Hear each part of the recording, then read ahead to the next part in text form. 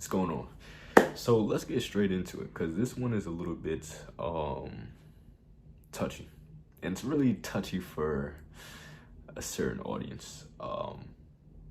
AMP is a rare example of Black excellence. Now let me break this down.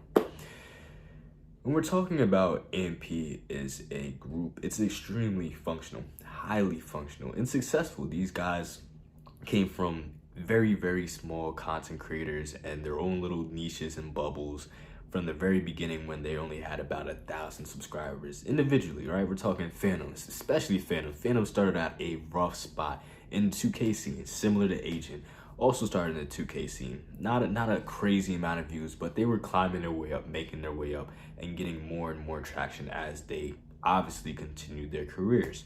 Similar to Kai Cenat. Kai Cenat was just a trend writer, if we're being completely transparent. If you look at his earlier content, look at his discography, I guess you could say, it's almost sad what he started out with, if we're being completely transparent. This is just my opinion, you don't have to agree. But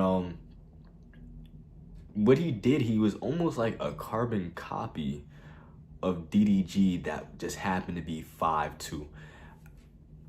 Crazy take? Maybe, maybe not. Go look at his old content, then come back and tell me we can have a dialogue. But anyways, that's a side point. Let me not digress. Also looking at Duke Dennis. Duke Dennis, you know, same thing. Came from the army, this, that, and the third, went straight to YouTube. And again, individually, these guys were small. Granted, I think if they did not form the AMP group, let me not forget about Davis, same things. I know, funny joke. Same boat, started off small, right? Obviously, they all started off small. And you can argue that Davis is still relatively small compared to his other group members. However, that's a stupid conversation, so I'm not even going to get into that. But back to the main point. Each of these guys started off extremely small. And when they created this group, they obviously grew. Now, regardless of whether the group was made or not, I personally believe their channels would have grown regardless. But we can't deny that it's had a very big impact on their success as a whole and as parts of a puzzle individually, right? The only thing is that this is so bittersweet to see. And I mean that in a much larger scale and context when I'm talking about Black content creators and Black community in general. Let's talk about things that we're often pushed to do and strive to achieve. Rapping, basketball,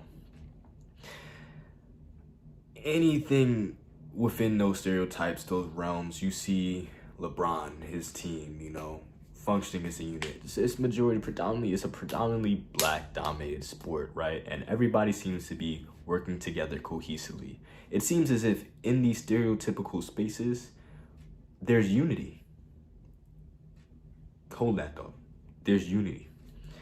Everybody's doing their part. Everybody's playing their role. There's not any type of infighting, right?